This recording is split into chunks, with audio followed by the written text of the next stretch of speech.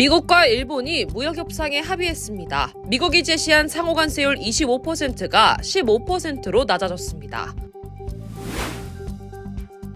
한미 양국은 워싱턴 시각으로 내일 관세 협상에 돌입합니다. 미국의 대표적인 외국인 취업 비자인 H-1B 제도가 큰 변화를 앞두고 있습니다. 추첨제가 폐지될 전망입니다. 이른바 앱스타인 파일로 논란에 휩싸인 트럼프 대통령이 이번엔 오바마 전 대통령을 향해 음모론을 내놓았습니다. LA 할리우드 클럽 앞에서 차량으로 군중을 덮친 용의자에게 종신형이 구형될 것으로 보입니다. 여러분 안녕하십니까? 7월 23일 수요일 SBS 뉴스 시작합니다. 미국과 일본이 무역 협상에 합의했습니다.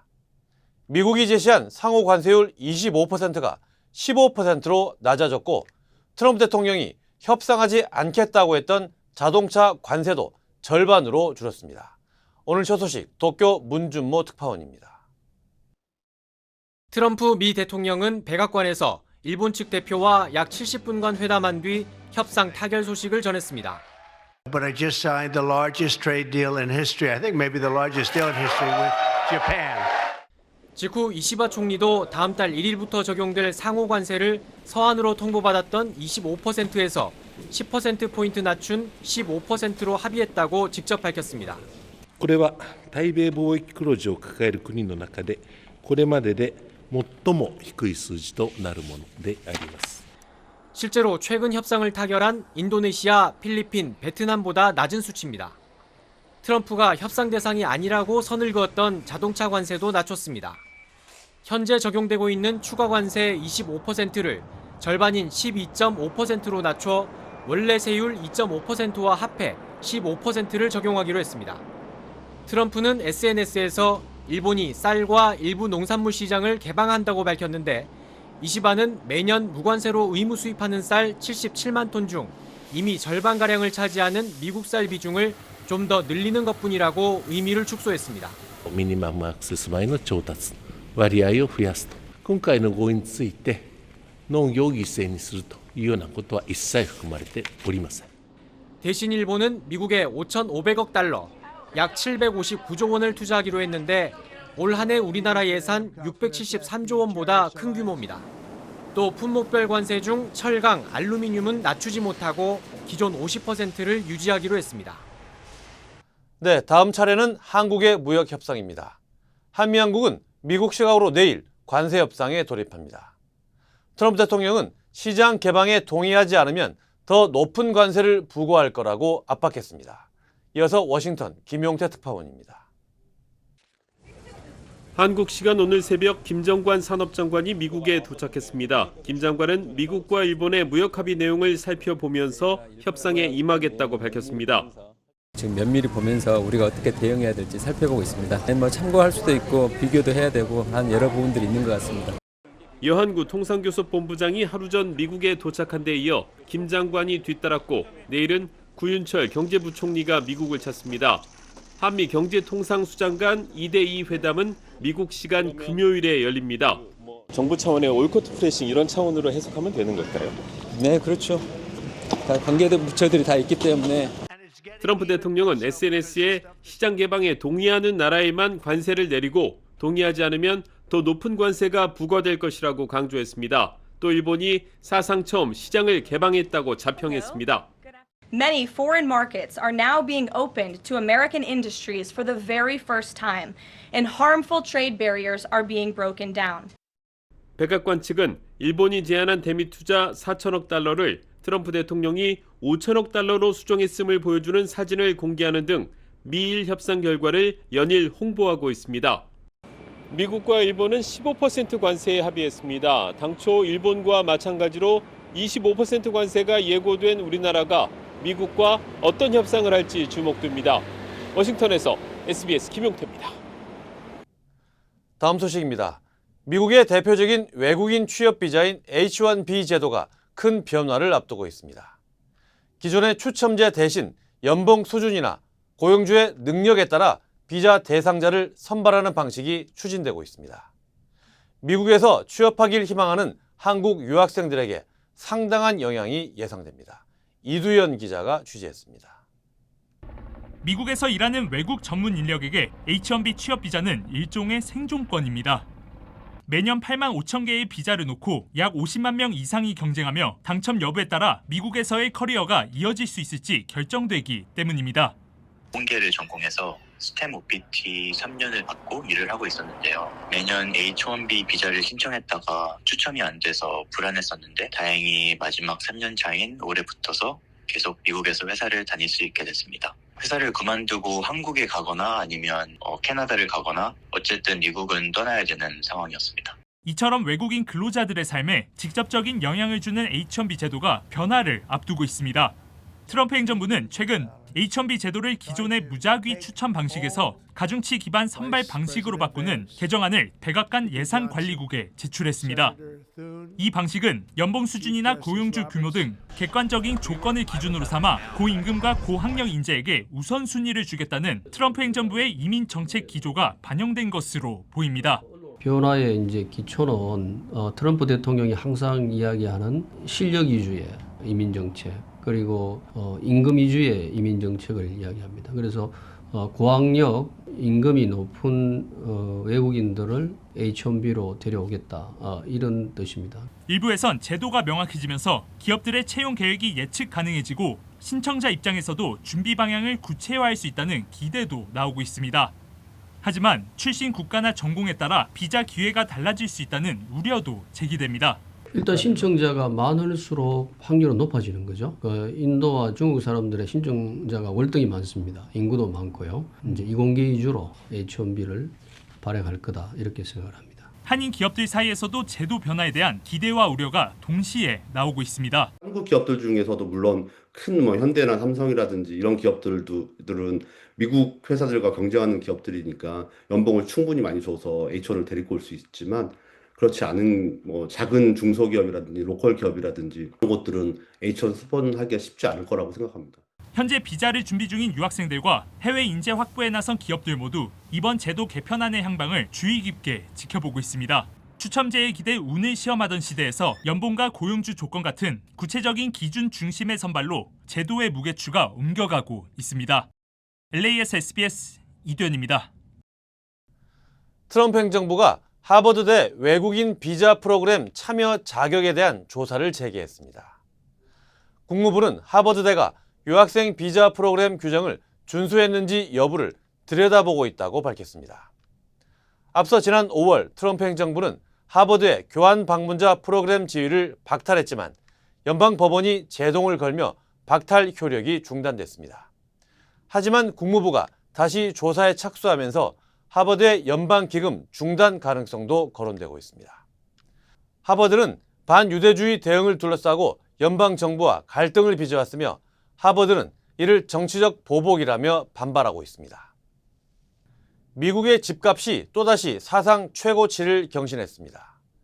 전미부동산 중개인협회에 따르면 지난 6월 미국 주택의 중간 거래 가격은 43만 5천 달러로 집계돼 역대 최고치를 기록했습니다. 가격은 상승했지만 주택 거래량은 전월 대비 2.7% 감소했습니다. 높은 모기지 금리가 여전히 주택 구매를 어렵게 만들고 있다는 분석입니다. 한편 부동산 정보업체 레드핀이 발표한 주택가격 지수에 따르면 6월 주택가격은 전월보다 0.1% 하락해 3개월 연속 소폭 하락세를 이어갔습니다. 전문가들은 주택 공급이 늘어난 반면 고금리 여파로 수요가 위축되면서 가격 상승세가 둔화하고 있다고 분석했습니다. 내년에 전국민 건강보험 오바마 케어의 보험료가 최대 75%까지 급등할 것이라는 전망이 나왔습니다. 보건정책 연구기관인 카이저 패밀리 재단 KFF는 약 2,200만 명의 월 보험료가 내년부터 평균 75% 이상 치솟고 약 400만 명이 보험 혜택을 잃을 수 있다고 경고했습니다. 우선 보험사들이 내년 평균 15% 인상을 예고했고 트럼프 행정부의 건강보험 보조금 중단까지 겹치면서 가입자 부담이 대폭 늘어날 것이라는 분석입니다. 여기에다 연방정부가 수입 의약품에 추가 관세를 부과할 경우 의료 서비스 비용은 더 증가할 수 있다고 지적했습니다. 트럼프 대통령이 2016년 대선 당시 오바마 당시 대통령이 자신을 러시아와 연결지으려는 음모를 주도했다고 주장했습니다. 털시 게버드 국가정보국장은 오바마 행정부가 푸틴이 트럼프의 승리를 도왔다는 거짓 서사를 조작했다고 주장했습니다. There is irrefutable evidence that detail how President Obama and his national security team directed the creation of an intelligence community assessment that they knew was false. 이에 대해 오바마 측은 터무니없는 황당한 주장이며 정치적 기만에 불과하다며 강하게 반박했습니다. 일각에서는 앱스타인 관련 의혹을 피하기 위한 트럼프 대통령의 물타기 전략이라는 해석을 내놓고 있습니다. LA 할리우드 클럽 앞에서 차량으로 군중을 덮친 용의자에게 종신형이 구형될 것으로 보입니다. LA 카운티 검찰은 용의자인 29세 페르난도 라미레즈를 70건 이상의 중범죄 혐의로 기소했다고 밝혔습니다. 살인 미수 37건과 살상 무기 사용 혐의 37건 등 혐의만 74건에 달합니다. 용의자는 과거에도 폭행, 가정폭력 등 전과가 있는 것으로 드러났으며 현재 또 다른 폭행과 음주운전 혐의로도 기소된 상태입니다. The evidence will come out in a court of law as to what Mr. Ramirez was thinking, his motivation for doing this. 경찰은 현장에서 라미레즈에게 총격을 가한 남성 용의자도 공개 수배 중입니다. 뉴욕에서 한 남성이 도심 곳곳에 폭발물을 설치하려 한 혐의로 연방 당국에 기소됐습니다. 연방 검찰에 따르면 55세 마이클 겐은 온라인으로 구입한 화학물질로 폭발물을 제조해 맨해튼 소 지역의 아파트 옥상과 윌리엄스버그 다리 지하철 선로 등에 설치한 혐의를 받고 있습니다. 실제 폭발로 인한 인명피해는 없었지만 겐이 만든 장치 일부는 일반 폭죽에 비해 수십 배에 달하는 폭발력을 지닌 것으로 조사됐습니다. 겐은 현재 3건의 혐의로 기소됐으며 모든 혐의에 대해 유죄가 인정될 경우 최대 40년의 징역형에 처해질 수 있습니다. 흉기를 든 남성이 시카고 연방법원 청사 안에 들어가 당국과 9시간 넘게 대치하는 사건이 벌어졌습니다. 사건은 어제 오전 11시쯤 시카고 도심에 위치한 덕슨 연방법원에서 발생했습니다. 한 남성이 흉기로 사람들을 위협했고 현장에 있던 이들은 급히 대피했습니다. 당국은 폭발 가능성에 대비해 건물을 봉쇄하고 폭발물 처리반을 투입했으며 장시간 협상을 벌였습니다. See the lights flashing, an alarm, and the U.S. Marshal announces that there is a situation going on in the lobby. Do not leave the room. 대치는 9시간 넘게 이어졌으며 경찰의 진입 과정에서 남성은 목에 부상을 입어 병원으로 옮겨졌습니다. 정확한 범행 동기와 신원은 아직 공개되지 않았으며 사건은 연방 차원에서 수사 중입니다. 한국 여권의 국제적 위상이 세계 2위 수준인 것으로 나타났습니다. 영국의 해외 시민권 업체가 발표한 여권 지수에서 한국 여권은 190개국에 비자 없이 입국할 수 있어 일본과 함께 공동 2위를 차지했습니다. 한국은 2020년 초 3위에 오른 뒤 지속적으로 상위권을 유지해왔습니다. 1위는 193개국에 무비자 입국이 가능한 싱가포르가 차지했고 미국은 공동 10위로 밀려났습니다. 25개국에만 무비자 입국이 가능한 아프가니스탄이 99위로 최하위, 북한은 무비자 입국 국가가 40개국으로 93위에 머물렀습니다. 샌프란시스코시가 RV 캠핑카 노숙을 금지하는 조례안을 통과시켰습니다. 샌프란시스코 시의회는 어제 캠핑카의 시내 주차를 2시간으로 제한하는 새 조례안을 통과시켰습니다. 이에 따라 시내 도로에 2시간 이상 주차된 캠핑카에는 벌금이 부과되고 견인도 가능해집니다. 다만 지금까지 캠핑카에서 생활해온 노숙자들은 시설 입주를 조건으로 시정부에 캠핑카를 매각하고 최대 6개월간의 임시주차 허가증을 받을 수 있게 했습니다. 현재 샌프란시스코시에서는 400대 이상의 캠핑카가 주거용으로 사용되는 것으로 파악되고 있습니다. 연방식품의약국 FDA가 인공지능 시스템 도입을 두고 혼선을 겪고 있습니다. FDA는 올해 초 의약품과 의료기기 승인 절차를 신속히 처리하기 위해 AI 도구 엘사를 도입했지만 내부에선 신뢰성 논란이 제기됐습니다. 일부 직원들은 엘사가 존재하지 않는 연구를 생성하거나 심사에 필요한 핵심 문서에 접근하지 못해 검증에 어려움을 겪고 있다고 주장했습니다. 마티 마카리 FDA 국장은 AI 사용이 의무는 아니라며 엘사는 단순한 정리 도구일 뿐이라고 설명했습니다. The main purpose in which it's used, according to many of the scientists that I talk to, is its organization ability. It is identifying a study in the literature. And so it's the responsibility of the scientific reviewer to click on that link that ELSA provides and look at the study and read the abstract. 한편 트럼프 행정부는 AI가 보건 분야 정부 지출을 줄이는 데 기여할 수 있다고 반복해 주장해 왔습니다. Blood sugar, a crucial indicator of Blood sugar, weight control, the hidden battle inside us all. We have to make this work. Finally, the hope arrives. GL Pro. This will make history. Not your average supplement. Formulated to support natural weight management. Backed by science, powered by nature. GL Pro by 정관장. 에이미입니다. 골프하면 피부를 포기한다 하시잖아요. 자외선 때문에. 저는 셀리온 GF7 플러스를 사용하는데요. 피부 재생 효과가 정말 최고예요. 그래서 언제나 깨끗하고 탱탱한 얼굴. 7가지 피부세포 성장인자에 세포 노화 억제 특효 성분 NMN과 PDRN까지 플러스. 사람을 아름답게 피부과학 셀리온 GF7 플러스.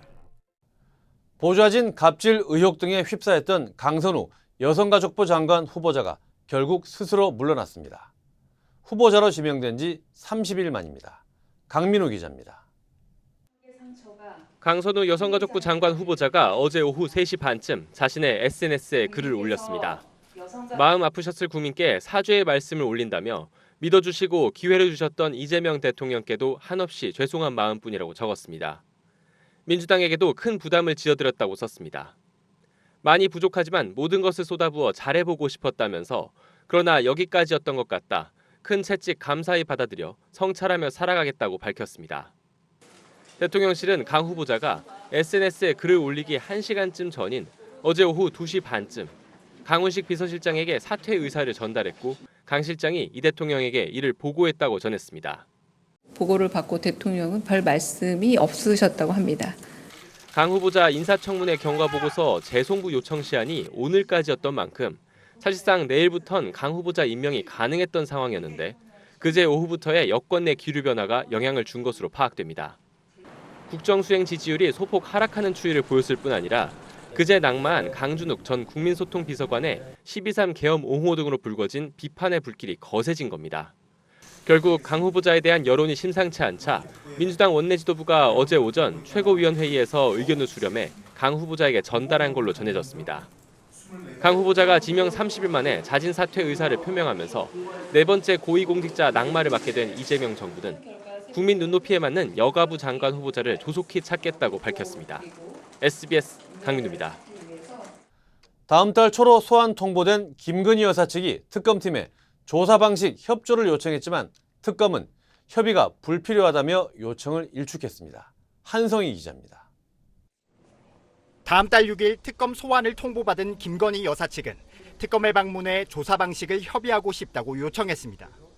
그런데 김건희 특검팀은 협의는 불필요하다며 이 요청을 일축했습니다. 특검은 별도의 협의는 불필요하고 통지된 일자에 출석하는 것으로 충분하다는 뜻을 전달하였습니다. 소환 일자를 여유 있게 통지했으니 특별히 협의할 것은 없다는 겁니다. 그러자 김 여사 측은 요구 내용을 담은 의견서를 특검에 제출했습니다. 건강 상태가 좋지 않아 장시간 조사를 받을 수 없으니 짧게 자주 조사해달란 건데 특검팀이 받아들일 가능성은 적어 보입니다. 한편 특검팀은 이른바 집사게이트 의혹 핵심 인물인 김예성 씨 배우자 정모 씨를 어제 오전 소환했습니다. 정 씨는 남편 김 씨가 만든 페이퍼 컴퍼니의 이사로 등재됐었는데 특검팀은 정 씨를 상대로 이 회사가 보유한 IMS 모빌리티의 지분을 팔아 김 씨가 46억 원을 챙긴 과정을 조사한 걸로 전해졌습니다. 특검팀은 또 신한은행과 경남스틸 등 투자사들도 대거 소환해 투자 경위 등을 조사했습니다. 명태균 공천 개입 의혹과 관련해선 조은희 국민의힘 의원이 어제 참고인 조사를 받았고 같은 당 윤상현 의원은 오는 27일 특검에 나오기로 했습니다. 윤 의원은 당 공천관리위원장이던 2022년 보궐선거에서 윤석열 전 대통령 부부 요청으로 김영선 전 의원이 공천받게 해줬다는 의혹을 받고 있습니다. SBS 한성입니다. 야당인 국민의힘 소식입니다. 혁신안 논의를 위한 의원총회가 2차례나 열렸지만 결정이 또 미뤄졌습니다. 재선 장동혁, 초선 주진우 의원은 당 대표 경선에 출사표를 던졌습니다. 김영래 기자입니다. 어제 오전 국민의힘 의원총회. 계엄과 탄핵에 대한 대국민 사과를 당원 당규에 넣는 내용 등을 담은 이른바 윤희숙 혁신안을 논의하기 위한 자리였지만 1시간여 만에 끝나버렸습니다. 윤희숙 혁신위원장이 직접 출석해 혁신안의 필요성을 설명해야 한다는 의견이 많았기 때문인데 당 지도부는 윤 위원장에게 연락했지만 윤 위원장이 오지 않았다고 설명했고 오늘 의총이 있다고 연락을 드렸는데 아마 본인께서 참석 여부에 대한 답변을 안 하신 걸로 알고 있습니다. 반면 윤 위원장은 회의에 참석해달란 얘기를 듣지 못했다고 반박했습니다. 미묘한 진실 공방 속에 의원총회는 오후에 재소집됐습니다. 결국 윤 위원장도 참석했지만 수기가 더 필요하다는 이유로 이번엔 고작 40분 만에 파했습니다. 거의 2주가 지났잖아요. 제 개인적으로는 상당히 아쉽습니다. 그렇지만 듣는 입장에서 지금 수기가 필요하다고 하시는 것에 대해서 제가 더 말을 붙일 건 없을 것 같습니다. 이른바 반탄파로 다음 달 22일 대표 경선에 나서는 김문수 전 국민의힘 대선 후보는 혁신안 반대를 분명히 했습니다. 윤희숙 위원장의 혁신안이 그대로 받으면은 아마 국민의힘은 지금 한 30-40석 이상은 빠져나가게 돼 있습니다. 윤석열 전 대통령 탄핵 반대에 앞장섰던 전한길 씨를 토론회에 초청했다가 윤 위원장에 의해 쇄신 대상으로 지목됐던 재선의 장동혁 의원도 출마를 선언하면서 이런 주장을 폈습니다. 더불어민주당이 만든 극우라는 못된 프레임을 들고 와 극우몰이를 하는 것은 결코 용납될 수 없습니다. 윤석열 정부에서 대통령실 법률비서관으로 일했고 12.3 계엄 해제 표결에 참석했던 초선의 주진우 의원은 당을 젊고 강한 보수로 탈바꿈시키겠다며 출마를 공식화했습니다. SBS 김영래입니다. 한진그룹이 한국의 집중호우 피해 복구를 위해 성금 5억 원을 기부합니다. 주요 한인사회 소식 이원정 기자입니다. 한진그룹이 한국의 집중호우 피해 복구를 위해 성금 5억 원을 기탁합니다. 한진그룹은 이번 수해로 어려움을 겪고 있는 지역 주민들을 위해 희망브릿지 전국재해 구호협회를 통해 성금을 전달한다고 밝혔습니다. 이번 성금은 이재민의 긴급 주거시설과 생필품 지원, 침수된 가옥과 도로 복구 등에 활용될 예정입니다. LA경찰국의 도미닉체 수석부국장이 비서실장으로 임명됐습니다. 맥도넬 국장은 취임 후 처음으로 10명의 고위직 인사를 단행했으며 최 수석부국장을 조직 내 서열 2위인 비서실장에 임명했다고 밝혔습니다. 비서실장직은 짐 맥도넬 국장을 최근접거리에서 보좌하는 자리로 사실상 LAPD의 실무를 총괄하는 역할입니다. 뉴저지 레오니아에서 70대 한인 여성이 뺑소니 차량에 치여 숨졌습니다. 버겐 카운티 검찰은 지난 10일 새벽 4시 35분쯤 레오니아 에임스 애비뉴 인근 그랜드 애비뉴 도로변에서 길을 건너던 신모 씨가 의식을 잃은 채 발견돼 병원으로 옮겼지만 결국 지난 18일 숨졌다고 밝혔습니다. 경찰은 심 씨를 치고 도주한 혐의로 30대 히스패닉계 남성을 체포해 조사 중입니다. 콜롬비아의 중서도층 아파트가 완공을 앞두고 입주 신청을 받습니다. 프리타운 로드에 신축 중인 파툭센터 커머스는 저소득 장애인과 시니어 등을 위한 아파트로 가을부터 입주가 시작된다고 밝혔습니다. 입주 신청 접수는 8월 1일부터 10일까지로 입주는 추첨 방식으로 진행됩니다. 한국에서 친척집을 방문한 4살 어린이가 주택단지 내 수영장에 빠져 숨지는 사고가 발생했습니다. 조지아 컬럼비아 카운티 검시관실은 지난 15일 에반스시의 단독주택단지 내 물놀이장에서 전모 어린이가 물에 빠졌으며 병원으로 옮겼지만 19일에 숨졌다고 밝혔습니다.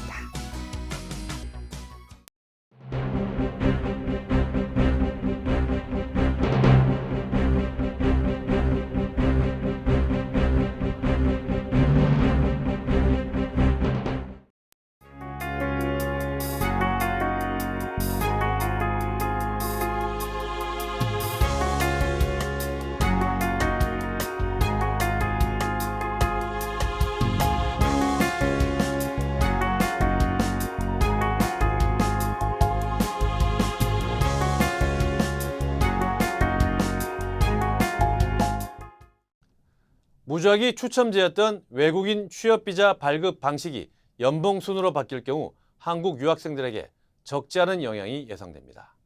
정책이 어떻게 변하는지 주의 깊게 지켜봐야 할 것 같습니다. 수요일 뉴스 마칩니다. 저희는 내일 다시 찾아오겠습니다. 감사합니다.